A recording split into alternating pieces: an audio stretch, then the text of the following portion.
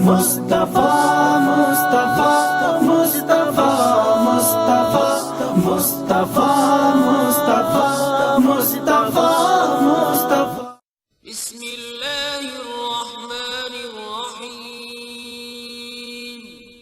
اللہ کے نام سے شروع جو نہایت مہربان رحم والا۔ نحمدہ ونصلی ونسلم علی رسولہ الکریم، اما بعد فاعوذ باللہ من الشیطان الرجیم، بسم اللہ الرحمن الرحیم۔ ان اللہ وملائکتہ یصلون علی النبی یا ایہا الذین آمنوا صلوا علیہ وسلموا تسلیما۔ اللہم صل علی سیدنا ومولانا محمد معدن الجود والکرم وآلہ وبارک وسلم۔ پچھلی نشست میں ابلیس کے تعلق سے کچھ باتیں آپ نے سماعت فرمائیں کہ وہ بہت ہی عبادت گزار اور فرشتوں میں محبوب اور مقبول ہو چکا تھا۔ ابلیس کی عبادت کے تعلق سے ایک روایت یہ بھی معارج النبوہ میں بیان کی گئی کہ ابلیس زمین و آسمان میں ہر جگہ 1000 سال تک سجدے میں پڑا رہتا۔ جب وہ سجدہ کرتا تو ایسا نہیں کہ 1 منٹ کا سجدہ یا 1 گھنٹے کا سجدہ یا 1 دن کا سجدہ یا 1 ہفتے کا سجدہ، بلکہ 1000 سال تک کا سجدہ۔ ایک سجدہ اتنا طویل اس کا ہوتا،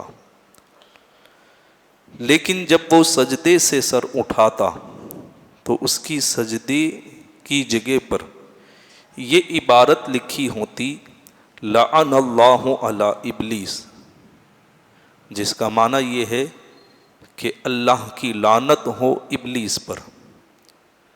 اب چونکہ یہ تو عزازیل کے نام سے تھا مشہور، اس کا نام عزازیل تھا، جب یہ پڑھتا کہ ابلیس پر اللہ کی لعنت ہو تو وہ بھی انہی الفاظ کو دہرانے لگتا۔ جیسا کہ میں نے پہلے بھی بتایا تھا کہ اس نے کبھی بھی اپنے بارے میں غور و فکر نہیں کیا کہ یہ میں بھی ہو سکتا ہوں جس سے اللہ ناراض ہونے والا ہے، جس پر اللہ کا عتاب اور مواخذہ ہونے والا ہے، وہ میں بھی ہو سکتا ہوں۔ یہ گمان اسے کبھی بھی نہیں ہوا۔ تو جب وہ سجدے سے سر اٹھاتا اور اس عبارت کو دیکھتا تو وہ بھی اسی طرح کہنے لگتا کہ لعن اللہ علی ابلیس، اللہ کی لعنت ہو ابلیس پر، گویا کہ وہ خود اپنے اوپر لعنت بھیج رہا تھا۔ ابلیس اپنی عبادت کی وجہ سے جیسا کہ وہ وہم گمان میں تھا کہ اب مجھ سے بڑھ کر زیادہ عبادت گزار اور کوئی نہیں ہے، اللہ کی بارگاہ میں مقرب اور اللہ کی بارگاہ میں محبوب اور مقبول میرے سوا کوئی نہیں ہے، سب سے زیادہ مقام و مرتبہ میرا ہے، سب سے بڑے مرتبے والا میں ہوں۔ یہی سب اس کے اندر چیزیں تھیں، اور انہی حالات میں اللہ کا خطاب آیا، انی جاعل فی الارض خلیفہ، میں زمین میں اپنا خلیفہ بنانے والا ہوں۔ تو پہلے تو اس کو یوں لگا کہ زمین میں خلیفہ مجھے بنایا جائے گا، کیونکہ اسی کو زمین سے اٹھا کر کے آسمان اور جنت تک پہنچایا گیا تھا، تو سوچا کہ میں زمین میں خلیفہ بنایا جاؤں گا۔ لیکن پھر جب پتہ چلا کہ اللہ تبارک و تعالی اسے زمین پر خلیفہ نہیں بنا رہا ہے، بلکہ اللہ تبارک و تعالیٰ کسی اور کو بنا رہا ہے، حضرت انسان کو بنا رہا ہے، آدم علیہ السلام کو بنا رہا ہے۔ تو جیسا کہ میں نے پہلے کہا تھا کہ اس نے فرشتوں میں کہا کہ اگر اللہ تعالی ہمارے علاوہ کسی اور کو خلیفہ بنا دے تو تم لوگ کیا کرو گے؟ انہوں نے تو یہی کہا تھا کہ ہم اللہ کی اطاعت کریں گے، لیکن اس وقت ابلیس نے اپنے دل میں یہ بات چھپا کے رکھی کہ میں تو اس کو قبول نہیں کروں گا کیونکہ خلافت کا حقدار میں ہوں۔ اور ہوا یہ کہ اللہ تبارک و تعالیٰ نے حضرت آدم علیہ السلام کو اور ان کی اولاد کو خلافت کا حقدار بنایا۔ فرشتوں نے چونکہ انسان کی تخلیق سے پہلے زمین پر جو جنات آباد تھے ان کے حالات کو دیکھا تھا، اس لیے فرشتوں نے یہ سوچا کہ جب اللہ نے جنوں کو زمین پر آباد کیا تو انہوں نے آپس میں لڑائی جھگڑے جنگ و جدال شروع کر دیا، تو ہو سکتا ہے کہ آدم کی اولاد بھی جنگ و جدال کرے۔ اس لیے انہوں نے اللہ کی بارگاہ میں عرض کی اتجعل فیہا من یفسد فیہا ویسفک الدماء، اے اللہ تو ایسے کو اپنا نائب اور خلیفہ بنائے گا کہ جو زمین میں جا کر کے فساد برپا کرے گا، قتل اور خونریزی کرے گا، ایسے کو اپنا خلیفہ بنائے گا؟ تو یہ انہوں نے قیاساً کہا تھا، یا تو قیاس کیا تھا جنوں پر، یا پھر انہوں نے لوح محفوظ میں دیکھ لیا ہوگا کہ انسان زمین پر بسنے کے بعد قتل و غارت کریں گے، یا پھر انہیں یہ احساس ہوا ہوگا کہ انسان کا جو مادہ ہے اس کے اندر 4 چیزیں، آگ پانی مٹی ہوا، اور آگ کے اندر یہ سب چیزیں ہیں جیسے کہ جناتوں کو وہ دیکھ چکے، تو جب ان کے اندر بھی آگ کا مادہ ہے تو ان کے اندر بھی یہ چیز ہوگی۔ تو کئی چیزیں جو ہے مفسرین نے ذکر کی ہیں۔ تو فرشتوں نے یہ عرض کی تھی کہ نحن نسبح بحمدک ونقدس لک، اے اللہ ہمیں دیکھ کہ ہم تیری عبادت کرتے ہیں، تیری تسبیح و تحلیل کرتے ہیں۔ اس وقت رب تبارک و تعالیٰ نے فرمایا انی اعلم ما لا تعلمون، میں جو جانتا ہوں وہ تم نہیں جانتے۔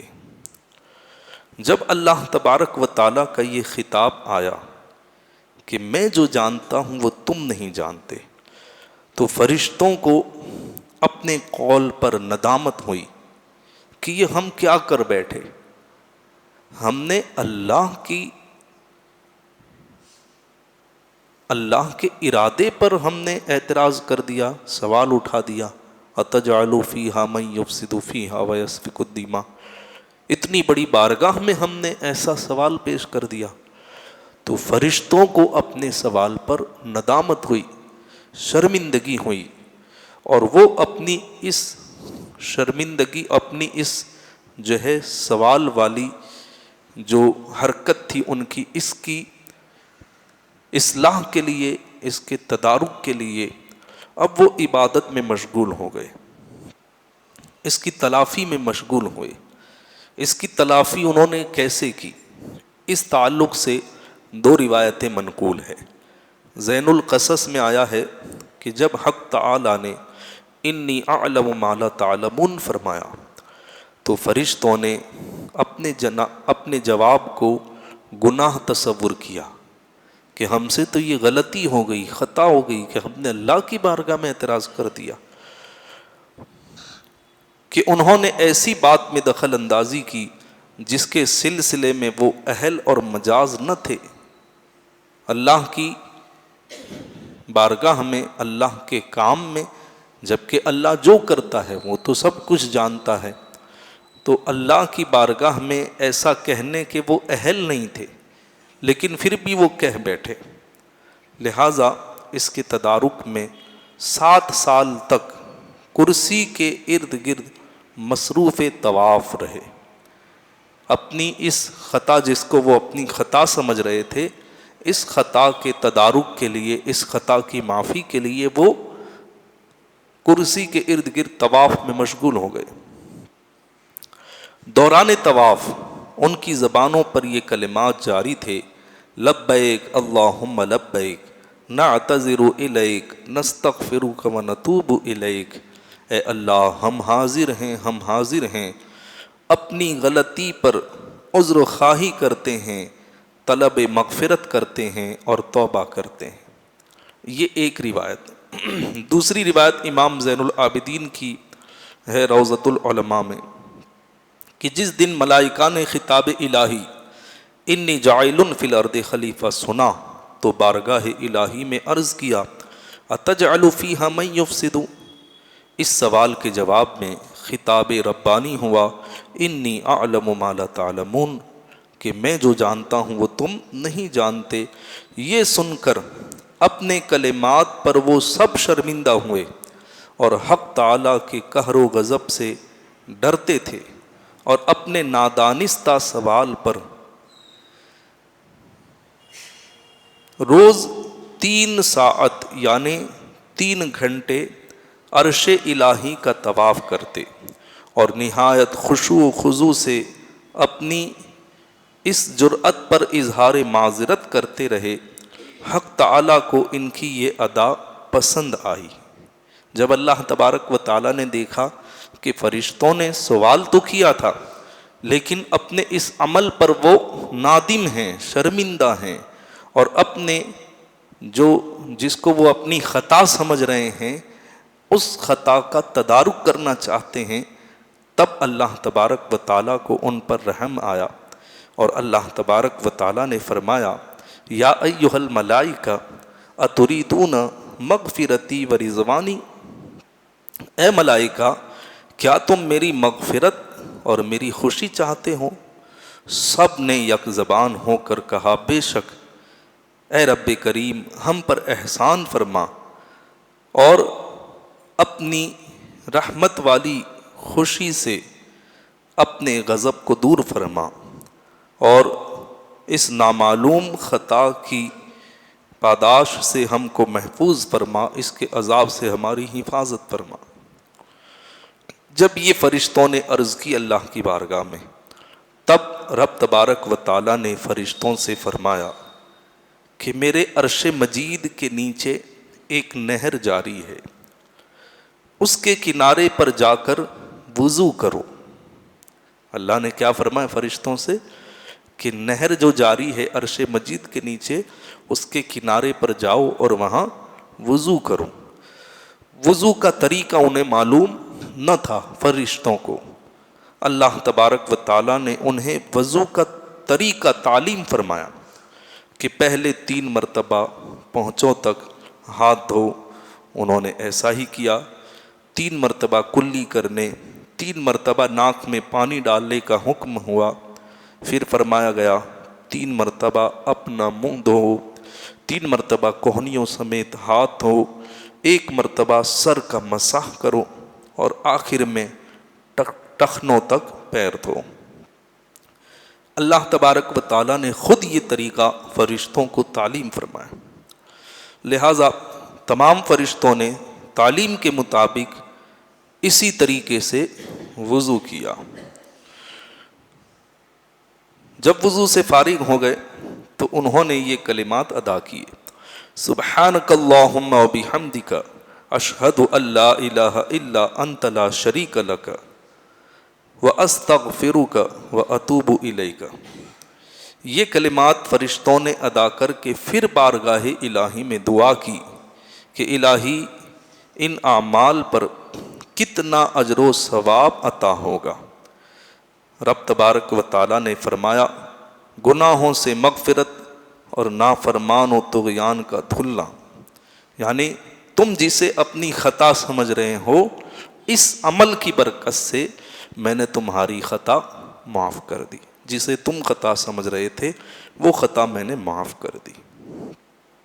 فرشتوں نے دوبارہ عرض کیا کہ یہ صرف ہماری خصوصیت ہے یا جو کوئی بھی یہ عمل کرے گا اس کو بھی یہ فائدہ ملے گا وضو کرنے پر؟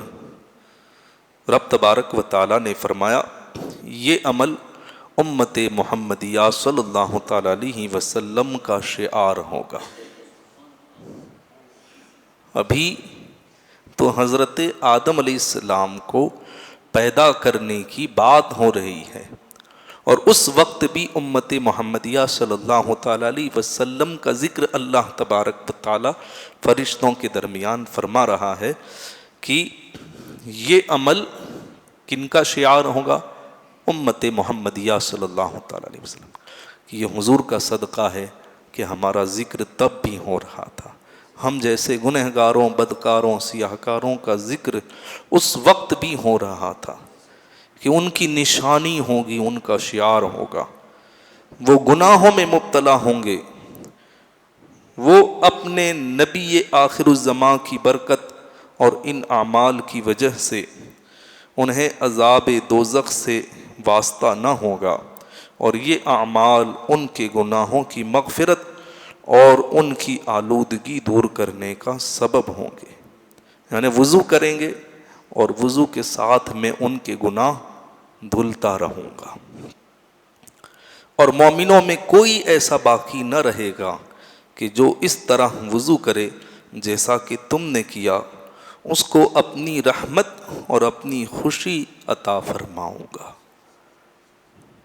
تو اللہ تبارک و تعالیٰ نے ہم جیسے گنہگاروں، بدکاروں کے گناہ دھلنے کے لیے وضو کا یہ عمل ہمیں عطا فرمایا، اور اللہ کے رسول صلی اللہ تعالیٰ علیہ وسلم کی حدیث پاک بھی ہے کہ جب بندہ وضو کرتا ہے، جب وہ چہرہ دھلتا ہے تو چہرے کے گناہ اس کے ساتھ دھل جاتے ہیں۔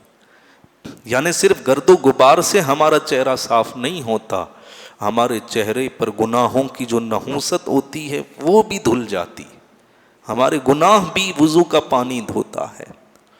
جب ہاتھ دھوتا ہے بندہ تو ہاتھ کے ساتھ اس کے جو ہے میل کے ساتھ گناہ بھی دھلنے لگتے ہیں، یہاں تک کہ گناہ اس کے ناخنوں سے بھی دھل جاتے ہیں۔ جب وہ پیر دھوتا ہے تو اللہ تعالیٰ پیروں کے گناہ بھی دھو دیتا ہے۔ تو احادیث سے بھی یہ چیز ثابت ہے کہ وضو ایک ایسا عمل ہے جس کی وجہ سے اللہ تبارک و تعالیٰ گناہوں کو دھو دیتا ہے۔ انشاءاللہ کبھی موقع رہا تو وضو کی فضیلت کے تعلق سے یہ احادیث اور واقعات اس ضمن میں جو ہیں وہ بیان کیے جائیں گے۔ اللہ تبارک و تعالیٰ نے فرشتوں کو یہ وضو کا عمل کروایا، اور جس چیز کو، جس عمل کو وہ گناہ سمجھ رہے تھے، اللہ تبارک و تعالیٰ نے ان کی اس خطا کو اس عمل کے ذریعے دور فرما دیا، اور فرشتے خوش ہو گئے۔ اب یہ جو انی اعلم ما لا تعلمون ہے، اس کے ماتحت ایک بڑی پیاری حکایت ہے حضرت جبرائیل علیہ السلام کی تخلیق کی، کہ جب وہ پیدا کیے گئے تب کیا واقعات پیش آئے تھے۔ انشاءاللہ تبارک و تعالی آئندہ کل اس کو بیان کیا جائے گا۔ اللہ تبارک و تعالی ہم سب کو سیرت مصطفیٰ سننے اور سیرت مصطفیٰ کو اپنانے کی توفیق عطا فرمائے۔ السلام علیکم ورحمۃ اللہ وبرکاتہ۔